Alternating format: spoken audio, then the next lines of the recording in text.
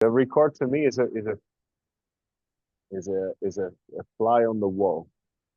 Exactly. So I will, and So I will. whether we are recording or not recording is no different for me, because whatever wants to be said and shared in this moment is the most important, right?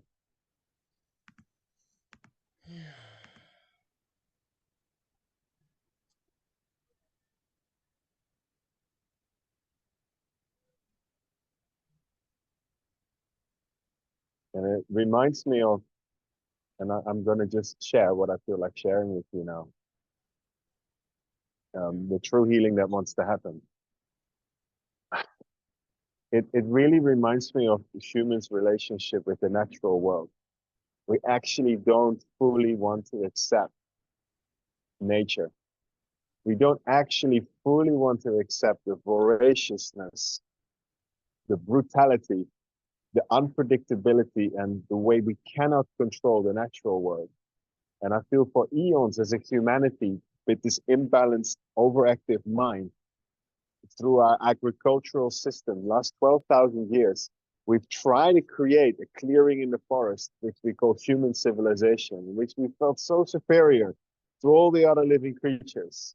And we forged this civilization that was based on agriculture and slavery and class systems and exclusive access to spiritual knowledge through religion and all kinds of power structures that did this very thing that are sometimes our interactions start with, this inability or unwillingness to fully embrace nature as it plays out in this present moment between us, like our very energetics, and just with layers of mind stuff to just sort of go over that and just have all these clever ego structures and tactics in order not to have to face the brutality of what's actually alive in our bodies moment to moment. And sometimes it takes a strong medicine journey or a strong amount of suffering, or for many people still just a ton of alcohol in order to get past all that and just to open up and go, whoa, this is us. And then true human connection can finally arise in that moment. And I get tired because I've decided personally to walk that path, to accept nature as it is in totality, and to create that foundation in my life, in my relationships, or in the cooking school. And so, based on that strong foundation, which is the soil, a true forest can grow. You know, a true relationship can grow, or a true business, or a true this, or a true that. I feel that many of us are still invested in the old foundation that doesn't fully accept the grief, uh, the sadness, the shadow, and even went really deep on the spiritual path, and created a spiritual identity for themselves, even like, and they're still, and it seems like it needs a really big shakeup in someone's life to actually get to those deeper layers where we just go, like a long fast can do that, to really empty out the gut and to say, okay, from here on, I'm no longer going to deny the mystery, the complexity, um, the unpredictability, and I no longer want to control, and I will fully surrender to that, and I will meet everyone there. And that to me is the truly living in alignment with nature. And when we do that, like knowing you for a month, I've been trying to sort of invest in our relationship with being coming from that place, because you know only good things can grow from that level of soil. Yeah, to create that soil is hard work, and that's why many farmers still opt for the chemical system. Like on the physical level, the farmers around us are unwilling to transition to true earth care, regenerative farming, because it would mean spending 2, 3 years, if not more, facing the destruction that 2, 3 decades of chemical agriculture have done to that land. And that takes patience. But ultimately, we did that for ourselves, right? Or our parents did it in our case, and we are here to clean up that mess and create a truly healthy soil now from which healthy structures can arise. But once the soil is in place, I feel that there's very little work to be done. You know, it will function like an ecosystem on all levels. The way we grow our food, the way we manage our friendships and our families, manage them even the right word, the way our families function, and the way our businesses and other organizational structures function, the way our friendships, it's all one and the same. Yeah, that's it. So there's no more effort. There's very little need for pharmaceuticals and symptom fixing. And when everything arises from good soil, we can just sort of prune the trees a little bit as we please. Maybe a little breath work here, you know, a little dietary change there, but it's no longer going to be the driving force or the material for the next defining online course that we offer to people. Like, this will fix you, because we no longer deny that unless we have healthy soil, which the word soil and soul are interconnected. So we have a healthy relationship. We walk in the true path of our soul. Unless we have that in place, we're constantly going to be, you know, fixing symptoms, which is exhausting, right?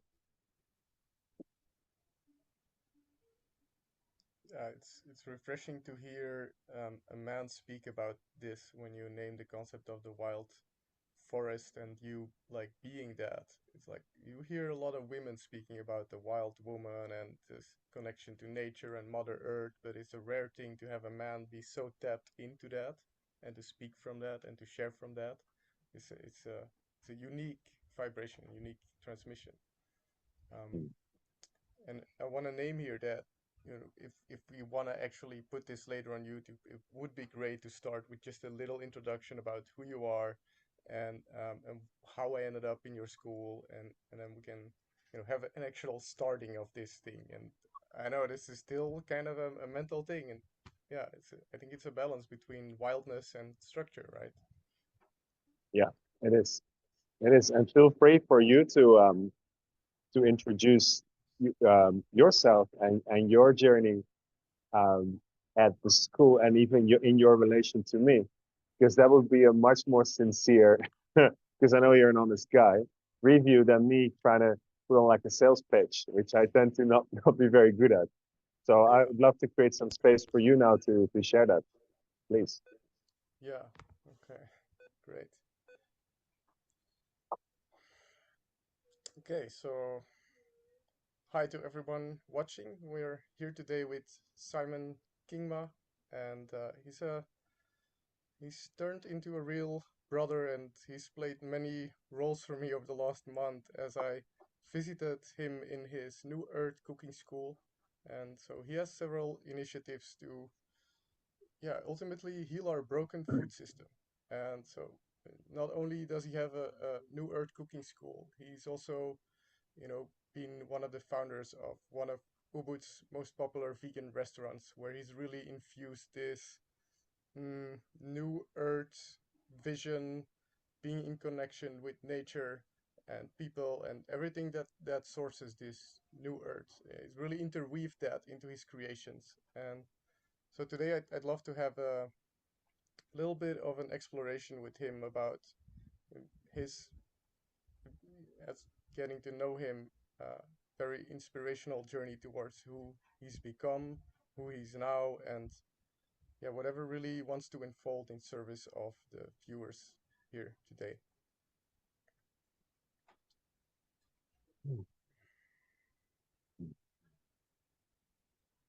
Thank you for sharing that, Wout. Yeah. And yeah, speaking of inspiration, perhaps I'll start as you invited me before we started this to share with how I ended up getting in contact with you. And so I Bali's been on my list for a long while to visit, and I had this opening to come to Bali, and I'm on a search. I'm on a search for living my highest excitement, my highest self in the world. And I was in Bali. I started feeling the vibration, but I felt still a lot of unclarity. So ended up deepening into meditation, and I ended up eventually after a month of swerving around and being sort of seduced by all the beautiful women and the workshops and all the things, and realizing like, wait, I'm actually here for something deeper. And so I end up in this meditation center in one of the valleys here in Bali, and I'm just meditating for 6 days straight. And I get more and more inspiration about ideas that want to come through me. Really sort of seeds are being planted. And there's one session I have where it's almost my orgasmic yes to life is coming through. And with that, this birthing of what wants to birth through me is coming as well, which is these ideas of, healthy, playful food. Um, and so like half an hour after that meditation, I see an image of my foods being displayed in one of the glass um, the glass, what do you call it, the glass showcase in one of my favorite restaurants in Ubud, which is Simon's restaurant, so it's Zest restaurant. And so I just had the intuition to just call him straight after that, and I did. And I ended up calling with him, and he told me that he actually has a cooking school, and he invited me the same day to come there. So I jumped on that inspirational flow and ended up for about a 3 week journey in his very transformational place, which is much more than a cooking school. And maybe you can share a little bit about what this place is, how it came to be, and yeah, anything else you feel like sharing about your initiatives.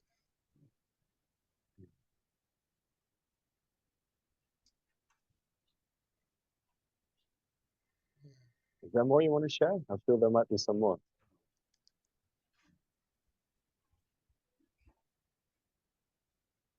Mm.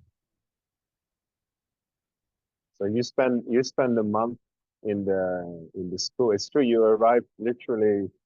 You jumped in a car and like you arrived maybe 10 or 11 in the evening at the school, right? Yeah.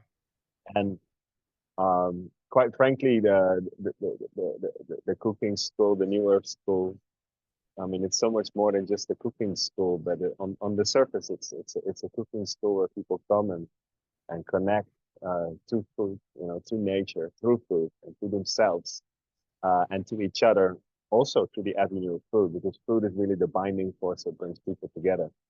Um, for me, creating this place has been a strong journey because I believe every creation is a work of spirit, right? We can't deny that. I mean, who creates a baby? When a man and a woman make love, right? There's a greater force that moves through us, and I believe it's the same when someone creates a project, which some call a business or an organization. It really has a spirit, and this thing wanted to be born through me some 7 years ago, whether I liked it or not.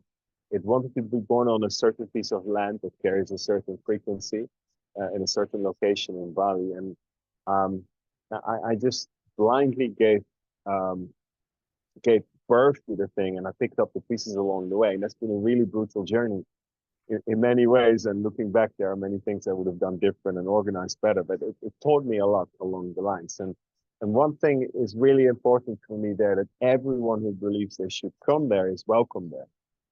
It really has that energy. It's not conditional. It's not tied in to how, if or how much money they pay. It's really important. It's not an exchange. Someone coming there is an unconditional opportunity to connect to something beyond us, like the forces of nature, so to speak, spirit.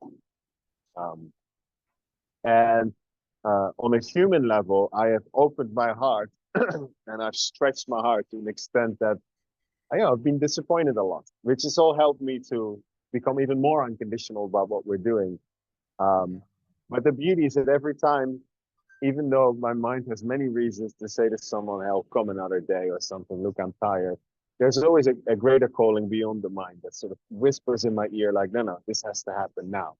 And it was like that. I just finished a big project up in North Bali when I got your message, and I was tired and I was ready to go home, but I got your message, and it just felt right to say to you, "Come now."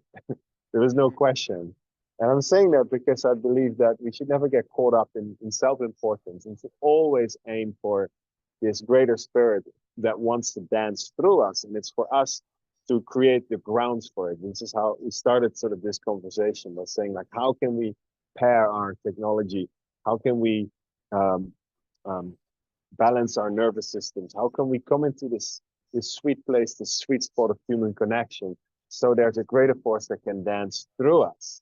And I feel this is like that. This is what nature is sort of longing for right now with humans, not to punish us for being such bad humans, you know, that are polluting, but to sort of humble us so we can open up to the sweet joy of nature that wants to dance and create through us in true harmony with all life on earth, and not this temporary clearing of of human agenda where we are again just creating another sort of like civilization that's controlled top to bottom, where we are just sort of puppets in this creation. No, how can we become these truly empowered creators that are creating in harmony with nature? How can we truly set ourselves free from eons of conditioning, slavery conditioning, of just milking the cow instead of setting the cow free? And this is not even a vegan agenda, because I'm not vegan.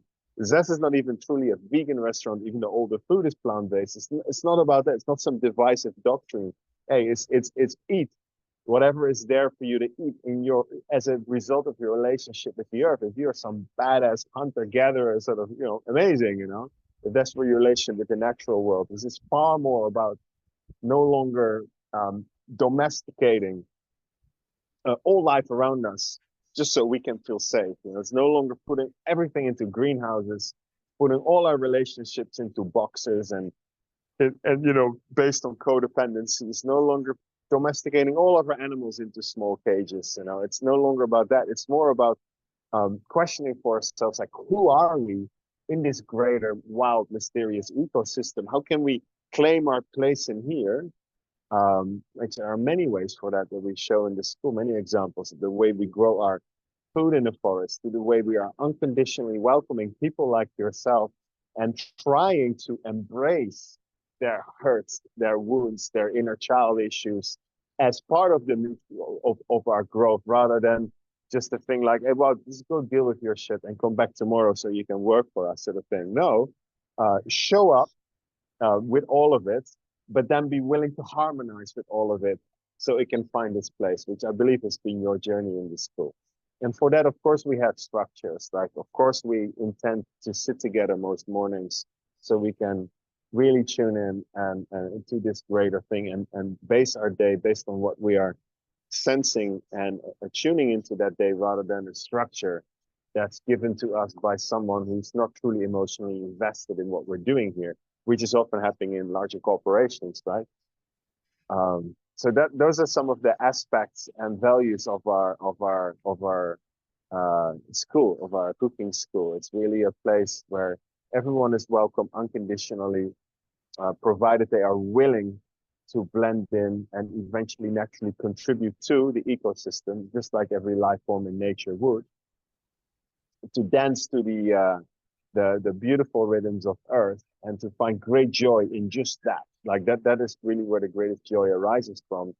To then naturally plant seeds in the hearts of those who come here and trust that with those seeds in their heart, in that new attunement and alignment with nature, they will go back into their world, wherever they are from or wherever they are going, and create more based on that new relationship with the earth. And that's how I believe sort of new earth, as whatever we want to call it, this new way of living will naturally be born, completely decentralized, sort of just sprouting up like mushrooms all over the world.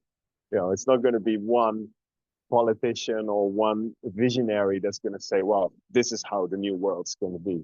No, it's really it's a collective effort of us collectively working through our separation and our traumas, harmonizing with ourselves, each other, and the earth, and trusting that the great forces of nature will guide us from there and inspire us from there to create the utmost beautiful and harmonized structures and creations that this planet is destined to, you know, to home.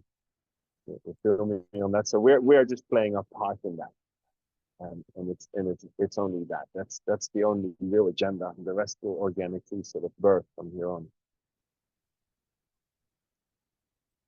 Yeah, wow.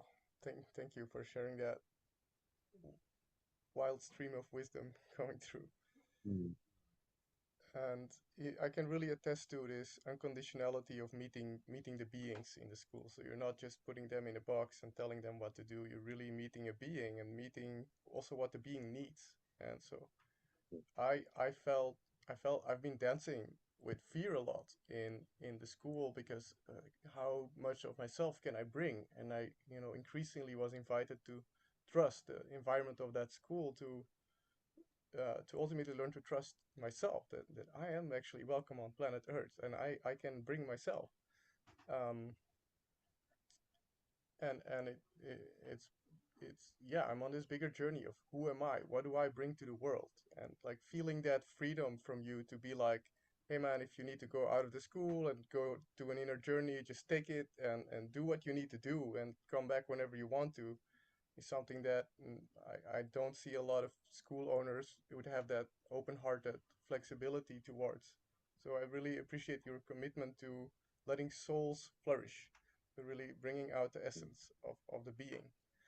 Um, and and yeah, in regards to what you share, and so that's what I'm on right now in this very moment, this very day. Like I've been here for 5 days, or actually more. Sorry, I'll say almost 2 weeks, 1 week and a half, almost 2 weeks, going in this inner journey, this waterfall cleansing, fasting, meditation, and healing some of the deeper things also that came up in this intensive transformative environment of the school, and spending more time really deepening that and finding healing um, with all of the clues I gathered.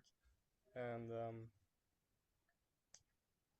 and still there's this deeper questions about really what is my purpose, what do I commit to, what am I willing to die for, what is my highest excitement. And in you I see a man who's 10 years ahead on a journey, and who has taken those steps successfully. I mean, like, you have Zest is a success, we can fairly say, and the school is a really beautiful, increasingly blooming initiative in the world as well. So something has been working for you, and that's what really interests me.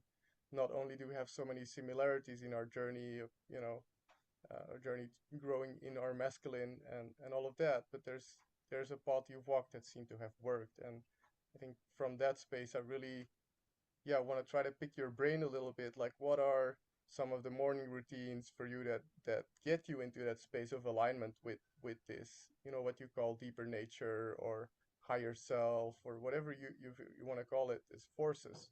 Um, and and I know for myself, it's a lot of learning to navigate this fear of not knowing, which initially made me reach out to you, like, hey, I have all these ideas and I don't fucking know, and I feel fear of being with this not knowing. And yeah, so this is a little bit what's alive for me around this topic, and I'm very curious if you could share what has worked for you, yeah, what continuously works for you, what you can share with others that works for you around this topic of aligning with the higher self, surrendering, like all of this juicy stuff.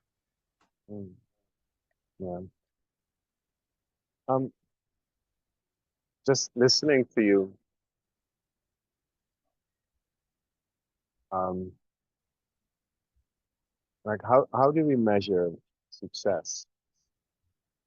I mean, that's something that is really important to address. Um, yes, so Zest is a successful restaurant that I'm a part of. Obviously, uh, Pierre is the entrepreneur behind Zest, and he's very good at what he does. I have very successfully been able to infuse myself with all my values of heart-centeredness and allowing, and that has really contributed to a very special energy in Zest. And Pierre and I and all the other creators at Zest are ultimately always dancing, like I shared, to a greater spirit, and Zest wanted to happen. So how successful am I really, other than that I at some point decided in life to just completely dedicate myself to this mystery, to this force, to God, to spirit. There are so many words that we can put to this, um, that you can dissect what they mean individually, but ultimately you could say that there's a greater part in all of us, which we call the soul, that wants to have a certain experience, right? And the mind can get in the way of that sometimes through sort of this conditioning. It can stray away for myself temporarily. And it does that. And there's been moments in life where I realized that I was straying away.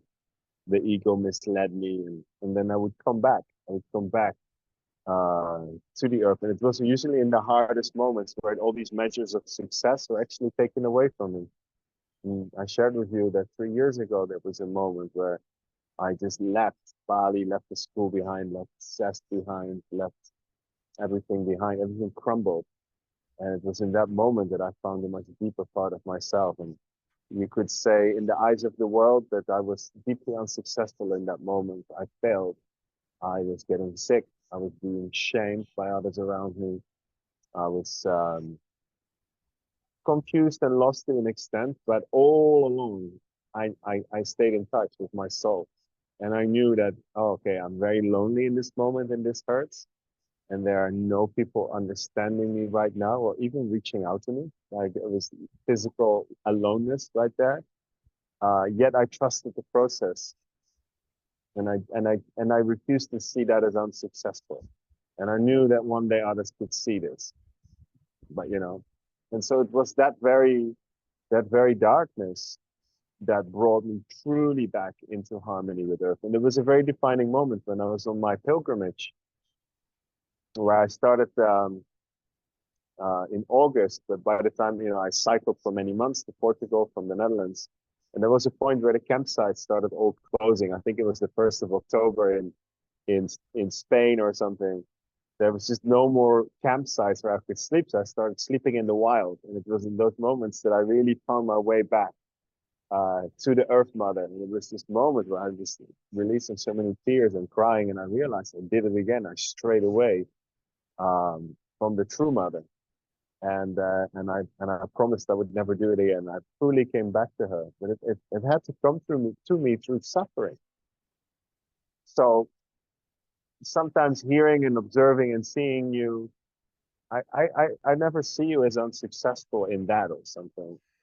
I see you're a great soul on a great journey, and I'm always sort of applauding you, and you stay with it. Um, and I think sometimes in the new age realms, and all the YouTubes and the Instagrams, there is this uh, sort of strange mixture of spirituality and success. Because hey, success, in the sense of being productive, or still in the form of sort of the business world, there's this idea like, okay, you just do that morning routine and that breathwork practice, it will make you more productive and more successful in the eyes of the world. And even though that's beautiful, and I think it's beautiful that our businesses are now becoming so conscious and being infused with all of this, there's a dark side to that, where we deny to embrace the opposite of that. The day and the night, right? They belong together, like the rain and the sunshine. Um, like, how much do we dare to polarize in both ways? For me, the deeper we dare to move into the grief and the unknown, the further we can stretch into the bliss, right? Mm, And I still observe an unwillingness amongst us humans to really go there and to see the success in that. mm, And because really, I've noticed that when someone shows up at our school, oftentimes because I'm energetically sensitive, I feel the darkness they carry. I feel their grief. I feel their pain, and I feel how they're denying themselves mm, from it, and how they are not comfortable bringing this. Especially if we're having a bit of a social vibe in the school. And I noticed that if we really say to that person and to that pain, allow yourself to fully be here. And if they really allow themselves to go through it, but I mean, fully owning it, um, it actually brings an energy. It's like we start to, okay, this is good compost. Come on, let's put that on the pile. And it is not just, okay, yeah, there might be moments of heaviness for everyone to experience. Once we go through that, it brings more bliss to the day, more joy. So there's a natural reward mechanism in nature. Like if you're willing to feel the feels without losing yourself in it, but just to be that quiet observer and just to breathe your way through it and fully embrace it and still see yourself as successful in it. Trust the process. Something beautiful will grow from you. And so that's my morning routine. Like I wake up in the morning, it's just I show up for whatever is present. I response. So I smell my armpits. I notice my breath. I notice my skin. I notice what's going on in my gut. And a successful morning for me is, um, and even that is dangerous to say, because some mornings we are just tired. You know, who knows what journeys we've been on at night. But if I'm feeling fairly energized, if I had a fairly restful night's sleep, if I feel attuned and at sort of at peace with where I'm at, if I can go to the toilet within the first hour or so and do okay, nice, and I like what I see in the toilet, yeah, I look in the mirror and I like what I see in the mirror as a reflection of how I've been taking care of myself. And if I then ingest the things that my body truly needs, and I'm not using them to suppress whatever worry, fear, or emotion is under the surface, that's a good morning for me. And there are many things, of course, we can do in those mornings. And there are things that work for me, like a little meditation, a little breath work. They do work for me. But I don't want to talk too much about that because I think everybody knows by now, you know, or they can go and explore. Like when people ask me for recipes, I say, well, YouTube is full of amazing chefs that have the recipes, but I can show you the deeper what's underneath, why we cook what we cook, you know, which is more exciting for me. It's the same with this. So having the willingness to be, you know, to take time, a good 3 hours in my case, from 6 till 9, to really come into alignment and activate, and then get the day rolling. That's a good morning for me, and it can never go wrong. And just like the weather, some days are sunny and some days are cloudy. So what? A cloudy day is not a bad day, it's just a cloudy day. It has opportunities that a sunny day doesn't have, right? So, and some of us have to go through big storms in life. Yeah. Again, weather control has failed every great civilization and ended every great civilization. I wonder if we're in that point again, because the weather is the weather, and there's so much more intelligence in the weather patterns and the clouds than what we realize. You know, the whole microbiome moves through clouds. You know, isn't it fascinating? So how dare we um, trying to infuse those clouds with chemicals in order to control them and temporarily, you know, move rains to benefit our agriculture or whatever other agenda we have, because there's such perfection in the weather patterns of nature. For me, trying to control weather is about almost controlling the earth mother as if she shouldn't have those emotions. And isn't that just how we treat our women and our own mothers and our own inner feminine, every human being alive? Somehow not trusting that this will all find a way to rebalance itself. Mm, mm, So for me, true success is through the allowing and allowing, you know, our inner nature to shine, and guaranteed we will experience the sweet bliss of being alive.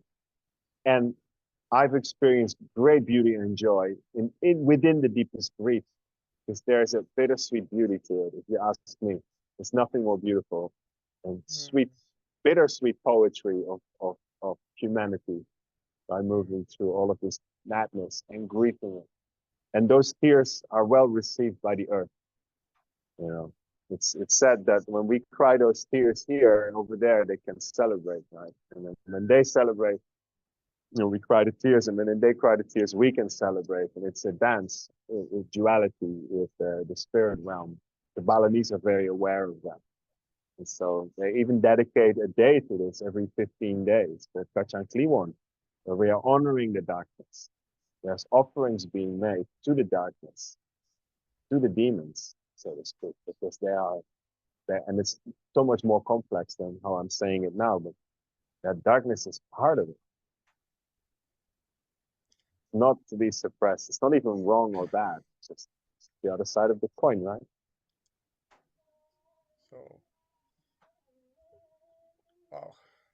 Thank you, Simon. So I see we're running out of our timer here. So I just wanna thank you for taking a stand for nature, and specifically today for letting letting her speak through you, and Mm. letting the wisdom streams come through you for whoever will be watching this video.